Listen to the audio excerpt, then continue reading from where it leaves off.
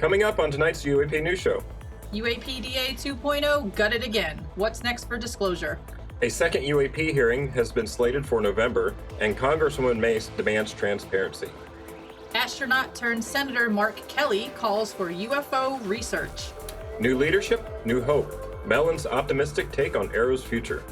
Consciousness beyond the brain. Are we tapping into other dimensions? And October 20th, citizens unite for Global Disclosure Day. Hey there, beautiful souls. It's your girl, Allie, and we are back at it again for another episode of UAP Society's weekly UAP and UFO news show. I am stoked to get started, so without further ado, Justin, say hey. Greetings, cosmic enthusiasts. It's Justin here, and let's dive right in. First up, the UAPDA 2.0 has been gutted again. What's next for disclosure? Hold on to your hats, UFO enthusiasts, because the fight for UAP transparency just got intense. In a stunning turn of events, the much-anticipated Unidentified Anomalous Phenomena Disclosure Act, or UAPDA, which was set to give the public access to a treasure trove of UAP data, has been gutted from the National Defense Authorization Act, or NDAA, for 2024. Despite bipartisan support and widespread anticipation, only 3 UAP provisions survived, leaving the rest on the cutting room floor. This breaking news has sent shockwaves through the UFO disclosure community, raising a serious question. Is this the final roadblock? Or could it be the beginning of what some call catastrophic disclosure? With gloves off and tempers rising, advocates are gearing up for a full-scale battle for the truth. We will finally see the floodgates open on the UAP secrets, or has the fight for transparency hit a dead end? Good question. A tweet from the Good Trouble Show with Matt Ford says, breaking, the UAPDA did not make it into the NDAA manager's package. The gloves come off now. And a little while later, he followed up with this tweet that says, breaking, only 3 UAP provisions made it into the manager's package for the NDAA. Here we go again, you guys. Yep. Here we go again.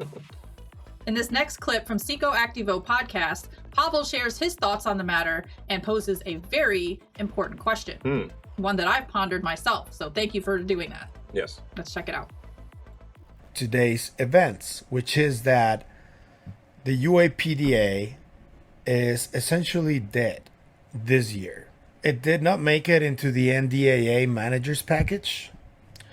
They only added 3 different provisions. I'm going to read them to you. It says Title X or Title 10, Unidentified Anomalous Phenomena, Section 1001. Comptroller General of the United States Review of All Domain Anomaly Resolution Office. Section 1002. Sunset of requirements relating to audits of unidentified anomalous phenomena, historical record report. And Section 1003 is the funding limitations related to unidentified anomalous phenomena. I don't know if you guys remember what Colonel Carl Nell talked about.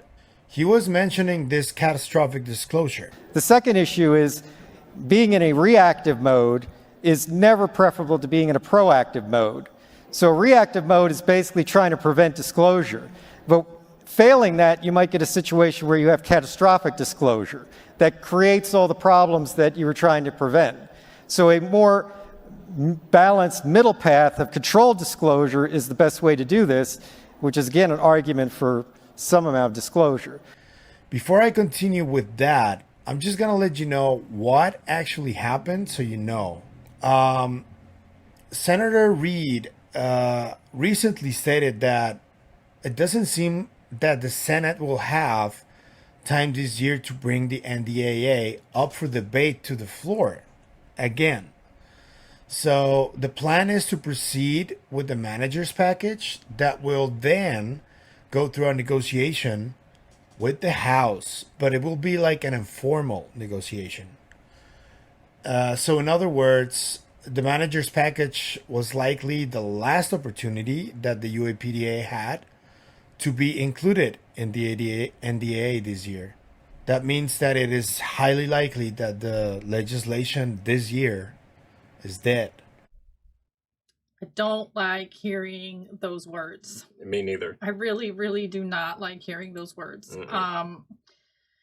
I don't know how much hope I actually had that everything was going to get passed, but to know that it's been gutted a freaking again is like, Well, yeah, I mean, it's just like it hurts. You feel it. You're like, right? "Ugh." Yeah, this Mm. really sucks because I don't know about you guys, but I had a lot of hope that it was actually going to go through this year. Oh, you did. I did, yeah. I Oh. was really hopeful. Okay. And I don't know. Maybe I was too hopeful, but Aw. but yeah, this really sucks. I felt absolutely gutted, when I found out that that it was gutted. Yeah, I was gutted that it was gutted. Yeah, Oh man, that stinks. and I don't know. I don't know what it's going to take. I guess catastrophic disclosure is on the table now.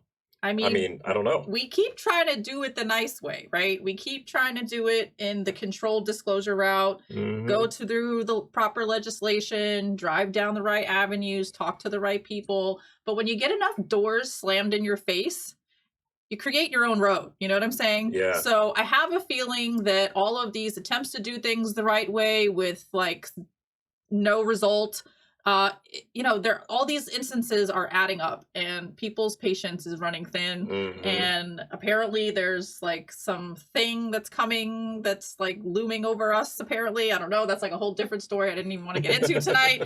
But yeah, I don't know. So 2.0 gutted just like 1.0. It's like the same situation all over again. Deja vu vibes. Sorry guys. Yeah, it's extremely unfortunate, and I don't know. I mean, there's still positive things to look forward to Hmm. for this year, for 2024. Well, yeah. We have a lot of new information coming out. There seems to be a lot of momentum building. I was pretty convinced that this momentum was building so that this legislation could get passed. But now that it's out and not on the table anymore, this momentum, it might not be building to get this legislation passed, but at least it's bringing more people into awareness that there is definitely something going on. So the things that I'm still looking forward to for the rest of 2024 are James Fox's documentary still supposed to come out. Okay. Supposedly we have Jay Stratton who wrote a book, and that's supposed to come out. That could also Sometime. potentially be a documentary. Yep. Mhm. And next we have two UAP hearings, one in the Senate, and then like we mentioned a little bit ago, So that could be 3 and 4. yeah, 3 and 4, Sort of. and then one in the House with Nancy Mace headlining that one. So, there's still some things to look forward to. Mm-hmm. I don't know. I still want to say that I remain hopeful, but it seems like it's going to be more along the lines of a catastrophic disclosure if they really want to get this information out, because Mhm. it doesn't seem like Congress is really motivated to the point to where they can actually pass legislation yet. And I don't know. It's Yeah, I don't know. I don't really know what else to say other than I'm like, I didn't want this to happen, and now here we are. It happened. So I'm kind of salty, not gonna lie. yeah. And I don't know, I just kind of want to move on because we do have things that, like he just mentioned, that we are looking forward to that are positive. So Mhm. let's just head in that direction, shall Okay. we? Yep. All right. So could this exclusion spark greater public outcry or lead to more pressure on lawmakers? What does catastrophic disclosure mean to you? And how could this shift the conversation on UAPs? What are the next steps for advocates pushing for UAP transparency in Congress? Let us know what you think in the comment section below.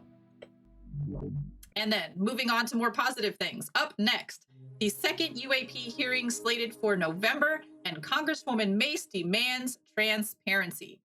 Get ready for fireworks on Capitol Hill. Congresswoman Nancy Mace, who rose from her humble beginnings as a waitress at Waffle House to becoming a powerful force in Washington, is now stepping into the spotlight to chair a pivotal UAP hearing on November 13th. That's right, we have an official date, November 13th. Now, Mace, who's known for her no-nonsense approach and passion for transparency, is championing the cause for whistleblowers to come forward and reveal what they know about unidentified aerial phenomena, and she's determined to give every American the answers they deserve. An ex-post from Disclosure Party says, Representative Nancy Mace is chairing the second UAP hearing on November 13th in the U.S. House of Representatives. And in quotes, I want whistleblowers to feel like they can come forward. I want people protected. Every American deserves the right to know how their tax dollars are being spent and what it's being spent on. And if it's no big deal, why hide it? End quote. Good question. Yeah, exactly. That's a great question. And then this next clip from Ask a Poll, we'll hear from journalists Matt Laszlo and Nancy Mace discuss just that. And now, here's our latest Ask a Poll exclusive from your U.S. Capitol. This young lady. How are you? November 13th. When is it? November 13th. November 13th. Yeah, we gotta push it back. Why is that? I mean, off record. Okay. On the record, have you thought about Lou Elizondo? Have you seen his book and book tour? I have not yet. Oh, I guess he was just on Daily Show. Okay. Look at that clip. I'll take a look at it. What's the goal of the hearing for you? Well, again, to have another conversation about this, and for me, it's about government transparency. Yeah. How much money and where are we spending this? And then, I want whistleblowers to feel like they can come forward. I want people protected. Every American deserves the right to know how their tax dollars are being spent and what it's being spent on. And if it's no big deal, why hide it? Right. So, yeah. Do you trust them? I don't trust anybody. I go into these skiffs. That hurts. That hurts. No, you can't. You can't trust anybody. I mean, truly, you can't trust anyone up here. You just can't. But it's a fucking swamp. It's a fucking swamp. That is 100% right. It's 100% right. Yeah. And it's Go Gators. But No, and the media. It's all three sides. it's all three. But I go to these skiffs. I'll go for a briefing in a classified setting. Well, we can't tell you because I'm not read in on. I don't know the name of the program. I'm not read in on it. And then how the hell are we supposed to know how much money is being spent on it and where it's being spent? Yeah. It's bullshit, as I like to say. And I don't like bullshit. And that's what we deal with a lot up here. That's a reason to have these hearings, get information, have greater transparency, and put the government on the spot at the end of the day. Put the government on the spot. Yes, I like that. I like that too. We definitely need more transparency for sure. Yeah.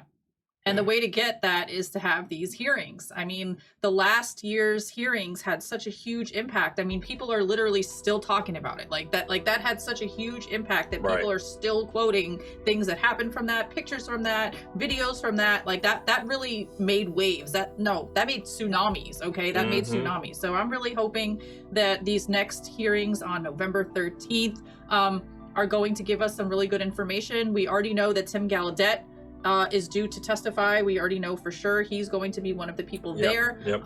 But we don't know who the other people are going to be. So last year it was Grush, Fravor, and Graves. This year it's going to be Gallaudet, and we don't know. We don't even know if it's going to be 3 or 1 or 2 or 10. We have no idea. We were told multiple whistleblowers, but they only confirmed one person. I mean, we have suspicions on some other people. We have suspicions on a lot of things. Like we said last weekend, but yeah, definitely. I'm looking forward to it. I'm really curious who the other whistleblowers are going to be. Same. And I hope that it gets as much attention as the last hearings did. Same. And I hope it makes more tsunamis because that's what we need. But we need to make waves for sure. Yeah, for sure. I'm just glad that we have something to add to the 2024 known calendar. It was kind of like up in the air before because we didn't have an exact date, but now circle it on the calendar, start the countdown. The clock is ticking. Yes. Yes. So what are your thoughts on the upcoming UAP hearings? What secrets are getting ready to come to light? Who, besides Tim Gallaudet, do you think will testify? Who would you like to hear the most from? Like, who would you, best case scenario, want to see and want to hear from? Yeah. Let us know in the comments section below. Next up, astronaut turned Senator Mark Kelly calls for UFO research. Former NASA astronaut and current Senator Mark Kelly is bringing his out-of-this-world perspective to the UAP debate. With a career that spans from piloting combat missions in Desert Storm to commanding space shuttles, Kelly has logged more than 50 days in space and traveled over 20 million miles. Whoa. Now, he's joining a growing chorus of leaders demanding answers on the mysterious objects captured in our skies. As one of only 3 senators who serve on both the Intelligence and Armed Services Committee, Kelly is ready to take the UAP investigation to the next level. Is it time for full transparency? Or are we on the brink of even more shocking revelations? On X, Lester Nair says, "Welcome, Senator Mark Kelly. The water is warm."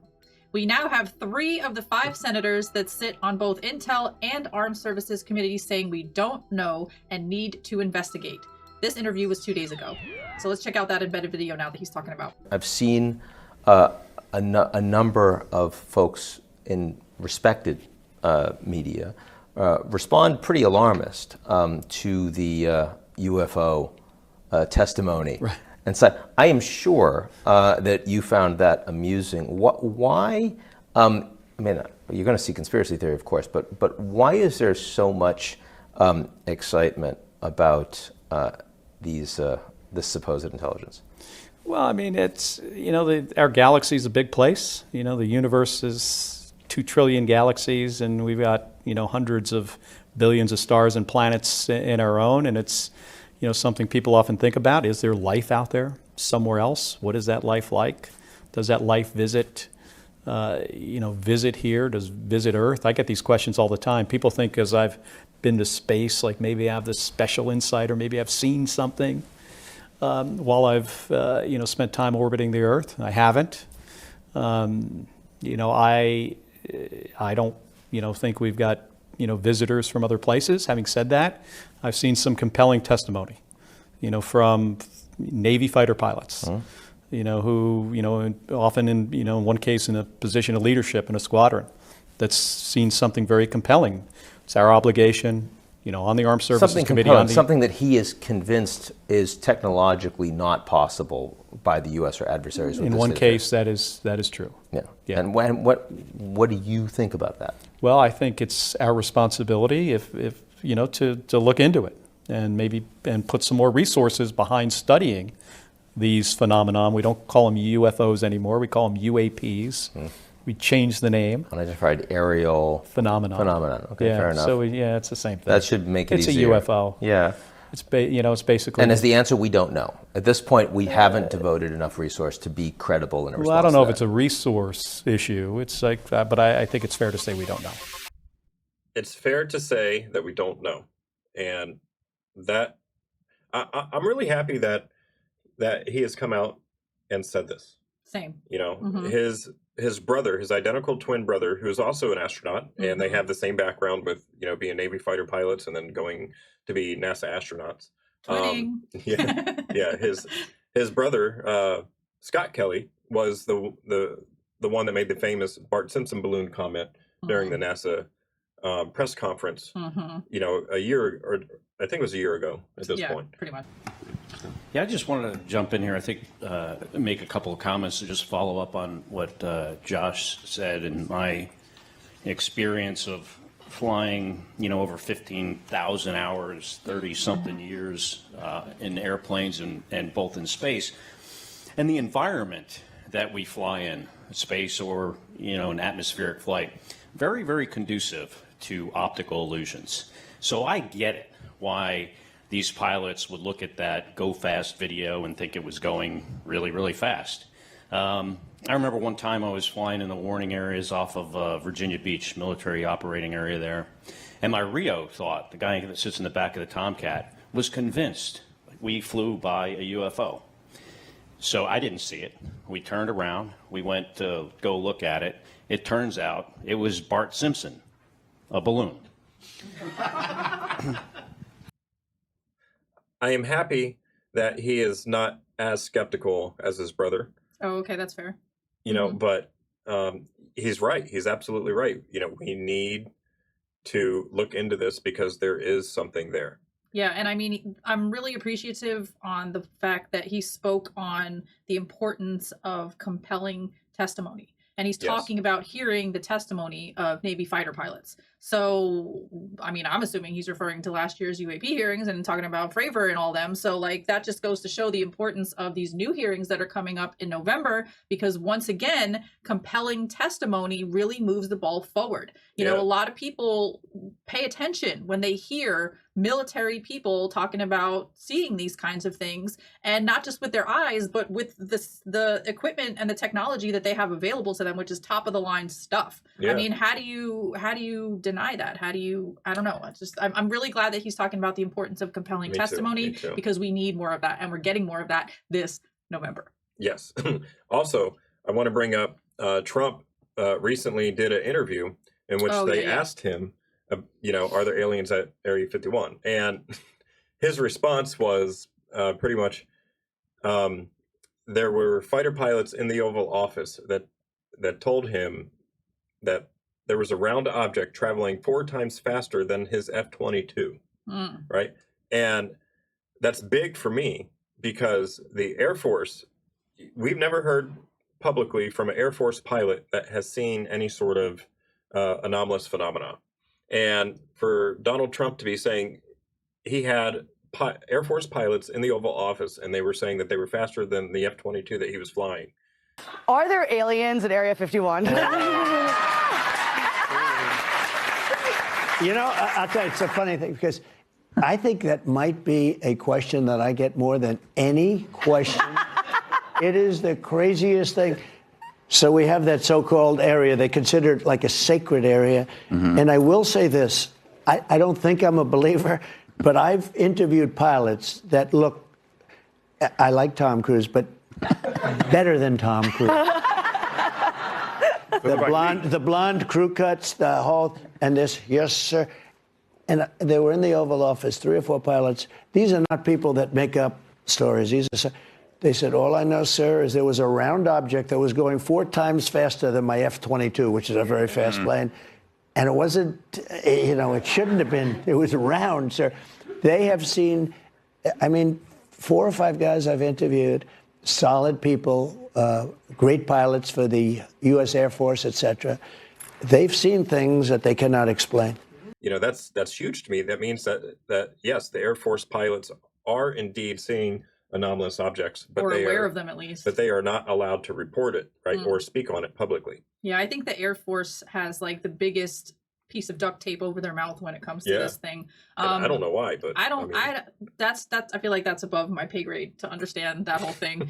But Trump saying that is very interesting because it's just once again proving the point I just made a second ago, to where when you hear these military people's accounts of encountering these objects, witnessing them on their radar, witnessing them on their cameras, doing separate, splitting formations like Lou Elizondo always talks about, it's very, very compelling. It's very compelling. These are supposed to be the people that protect our country and, top dogs of the planet, so to speak. So when you hear people like that saying, look, we have no chance against these things. If we had to defend ourselves, we'd be toast. We'd be dust in the air before we had a chance to fart. It's really compelling to hear these military people talk about this kind of stuff. And I feel like when they do, people listen and then they start talking themselves. And then you get people like Senator Mark Kelly and Donald Trump making comments about it. Yeah, but this also shows that these pilots that see these objects, they have to be saying something to somebody in order to be able to go to the Oval Office and brief the president.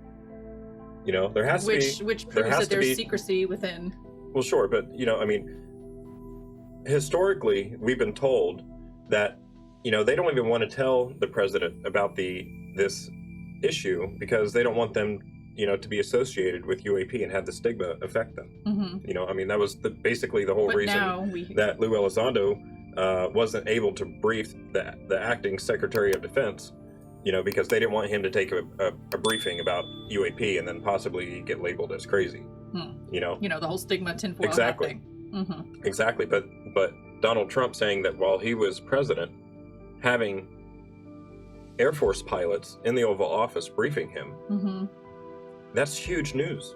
And I don't know why more people aren't talking about it.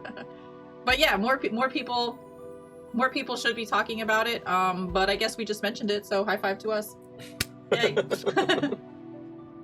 So how does having an astronaut like Mark Kelly involved in the UAP discussion shift the narrative? Knowing of his journey from space to the Senate, how do you think his experience of seeing Earth from orbit might influence his stance on the UAP issue? Does looking at the planet from a different perspective change the way he approaches this mystery? Let us know what you think in the comment section below. Next on the docket. New leadership, new hope, Mellon's optimistic take on AARO's future. 2 weeks ago, we brought you a breaking news story titled, AARO ushers in their new director and cuts ties with Kirkpatrick, where we introduced you to John T. Kozlowski as the new head of AARO. We heard opinions from leading voices like Ross Coulthart, Bryce Zabel, and Jeremy Corbell, expressing everything from cautious optimism to flat-out pessimism. But today, we add another heavyweight into the conversation. Former Deputy Assistant Secretary of Defense for Intelligence, Christopher K. Mellon. His unique insights as a former Pentagon official bring a fresh perspective to the mix.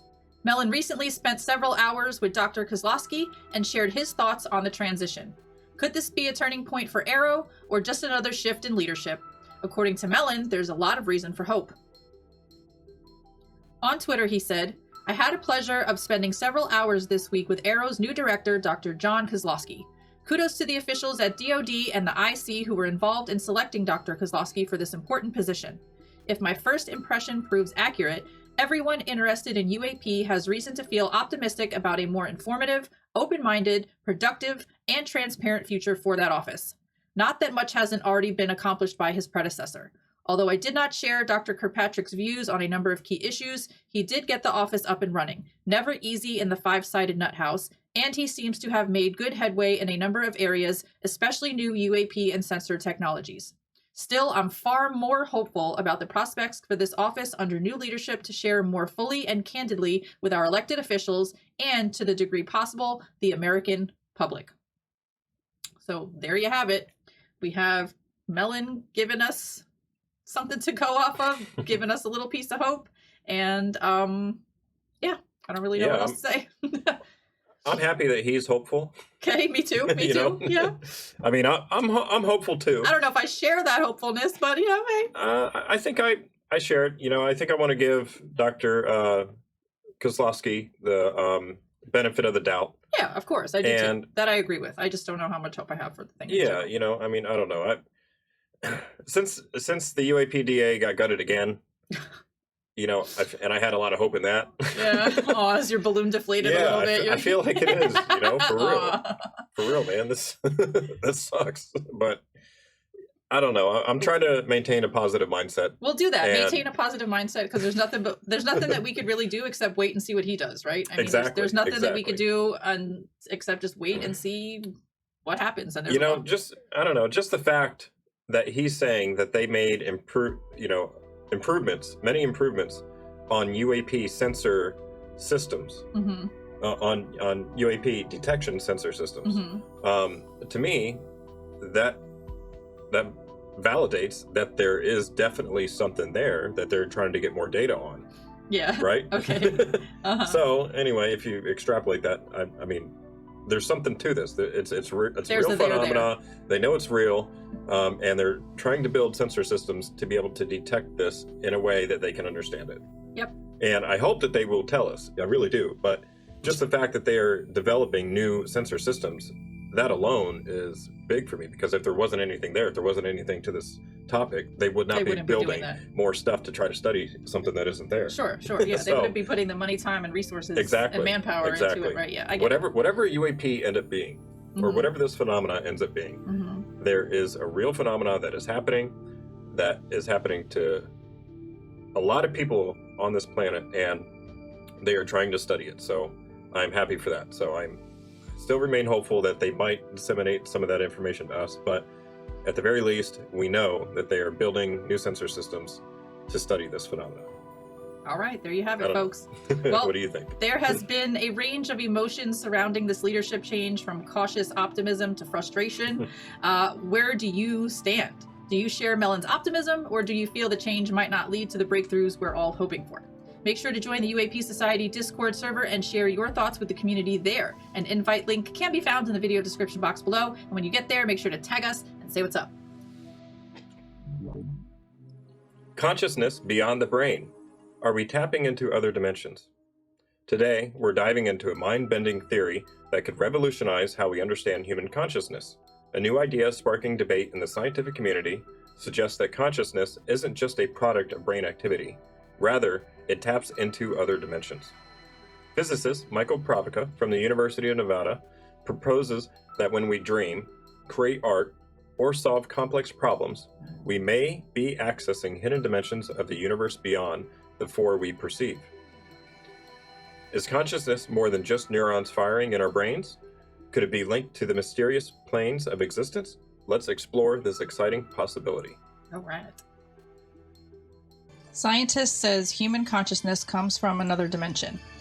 A baffling new theory to explain human consciousness has suggested it comes from hidden dimensions and is not just brain activity.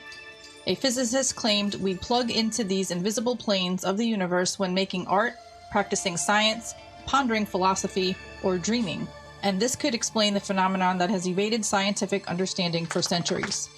Michael Pravica, a professor of physics at the University of Nevada, Las Vegas, has based the wild idea on hyperdimensionality, the idea that the universe is made up of more dimensions than just the four we perceive: height, length, width, and time. But his theory is highly controversial, with one scientist saying the cornerstone of Pravica's theory, quote, borders on science fiction, end quote. The sheer fact that we can conceive of higher dimensions than four within our mind, within our mathematics, is a gift. It's something that transcends biology, Pravica told Popular Mechanics. Scientists have been attempting to explain human consciousness and its origins for hundreds of years, and the theories run the gamut. One leading theory suggests that consciousness is related to how much information is integrated between the different parts of the brain. The more information is connected and integrated, the more conscious a being is thought to be. Another posits that conscious mental states are driven by top-down signaling in the brain. Top-down signaling refers to the process by which higher-level brain regions send information, expectations, or context to lower-level brain regions. But Pravica's theory ventures outside the realm of neuroscience and into theoretical physics. He suggested that in moments of heightened awareness, like when we enter a dream state or use our brains for deeply creative or intellectual tasks, our consciousness could transcend our physical dimension and enter a higher plane. In these moments, our consciousness syncs with hidden dimensions and receives a flood of inspiration, Pravica said. To better understand the controversial theory, consider the following scenario. Imagine you're a two-dimensional being living in a two-dimensional world, like a character in a comic book. Now, imagine that a sphere passes through your plane of view. The sphere would look like a dot that grows into a larger and larger circle as it comes closer, then gradually shrinks until it's out of view. You would have no way of knowing that it's actually a three-dimensional shape. Pravica sees us as a version of these 2D characters. Although we exist in a four-dimensional world, we can only perceive matter and energy that is of those four dimensions, just like how beings in a 2D world cannot perceive a 3D object. Thus, the limitations of our world prevent us from detecting higher dimensions that could, in theory, exist all around us. This is the foundation of hyperdimensionality, the idea that the universe is made up of many dimensions, some of which are hidden because they are beyond the reach of our physical realm.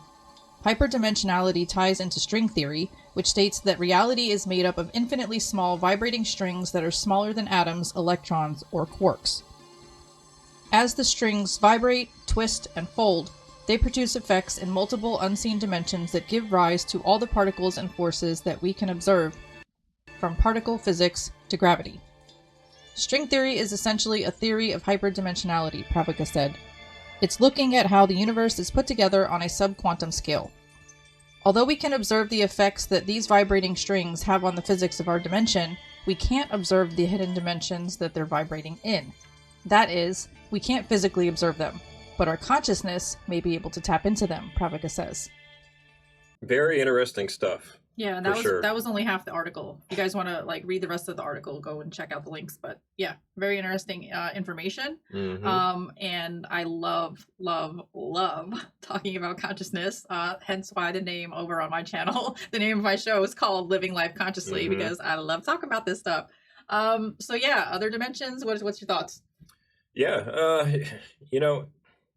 it's been said, or it's been theorized, that consciousness is the fundamental base to everything else in our reality, right? Mm-hmm. And I think that idea is just fascinating to me. Okay. Wow. what a mind-blowing concept to come up with, right? Right. I mean, there are some people that still try to argue that consciousness originates in the brain and that it's only coming from the brain and the brain is the only place that it can come from. But I have a totally different point of view. I feel like our bodies are like biomachines, and we kind of act like receivers, like a radio or like a TV or something, and the signal is coming from somewhere else that we're receiving. So it's like we're picking up on the signal that's being broadcasted to us. Now, what happens if the radio or the TV breaks? the signal doesn't stop signaling. The signaling is still happening. You're just not able to receive it anymore. So that's kind of like synonymous and analogous to like us dying, right? It's like our consciousness is in these physical bodies, and then when our physical bodies die, our consciousness just pops right out and goes, okay, cool, now what? It's like, it goes back to that phrase that I use all the time, or a quote that I use all the time, and that is that we are eternal spiritual beings having a very temporary human experience. And yeah, we're just here for a short blip of time, but the thing that animates these meat suits that we're hanging out in is eternal and forever. Another thing that I wanted to point out from that article is they were talking about, what I got from it was that they were talking about downloads.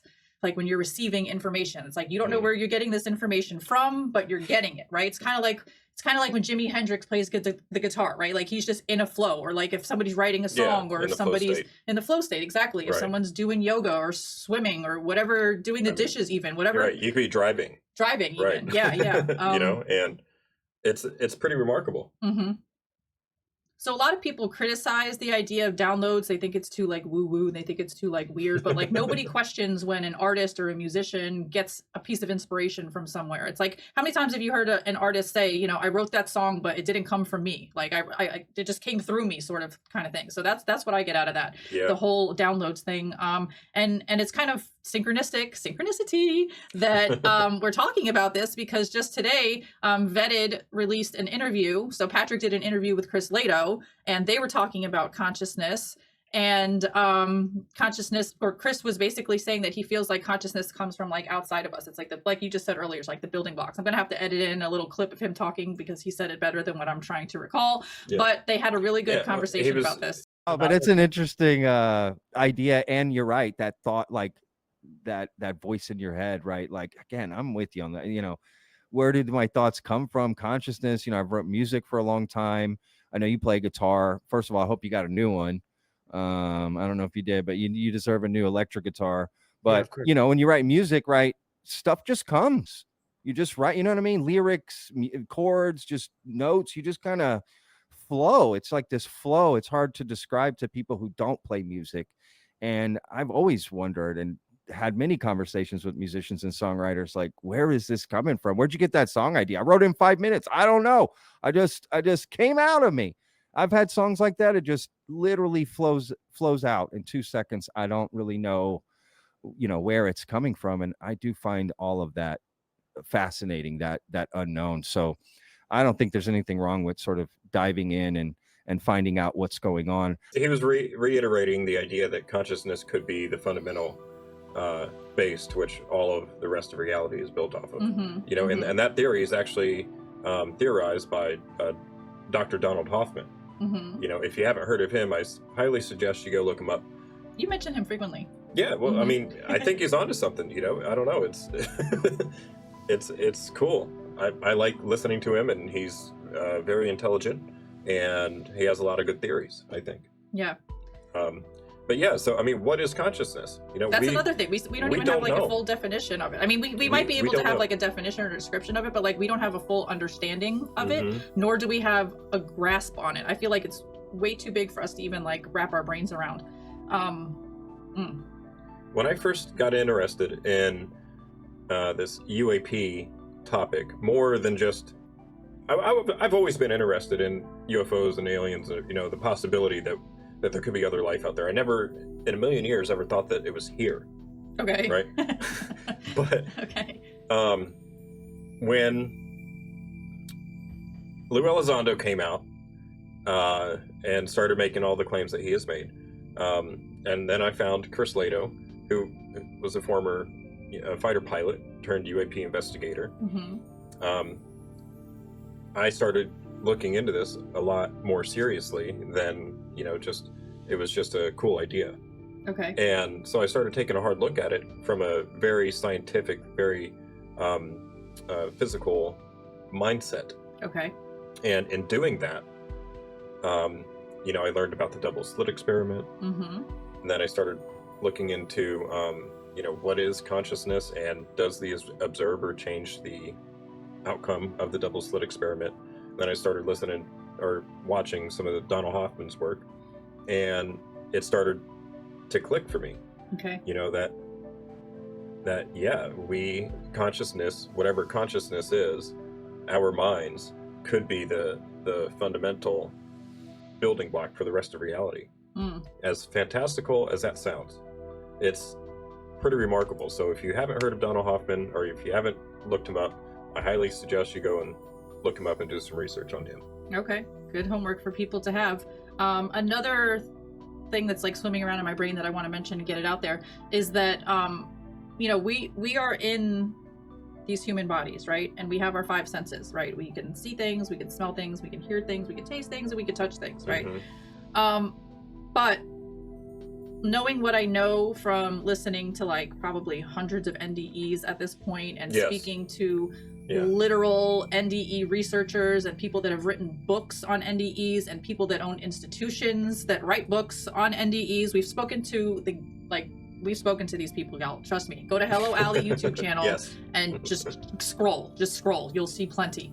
But the point that I'm trying to make is that going back to the, you know, we are an eternal spiritual being first. Shout out Leslie. When we are having, or when we are out of this body, right? And this is going to get woo, so hang on, just hold on to your seats for a second. When we are out of this body, we can perceive everything. Like, that's the thing that baffles me the most, because I've been wearing glasses since I was literally in kindergarten. So like, I cannot see Chicago without my glasses on. Okay. So the idea of having like perfect vision in like a 360-degree range is mind-blowing to me, because I can't see crap in this freaking body right now. I can see with my glasses on. But the point that I'm trying to get to is that these bodies are limiting in terms of perception. Like, people only believe what they see, but when you realize that your body is limiting what you can see, and that there's like a whole bunch of stuff happening all around you at all times that you can't see. I mean, even if you just consider the light spectrum, just start there. Forget the woo I just mentioned with all the other stuff, but even if you just consider the light spectrum, we only see less than 1%.